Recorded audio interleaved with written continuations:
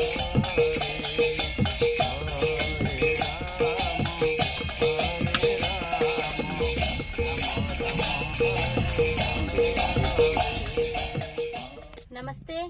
मैं मोनालिसा भद्रा आप सभी को स्वागत, वंदन और अभिनंदन करती हूँ। कल से आप लोगों को इंतज़ार बहुत किया है और कल शाम हो गई थी, इसीलिए हम लोग वीडियो नहीं बना पाए क्योंकि अंधेरा हो गया था। और आज मैं फिर से आई हूँ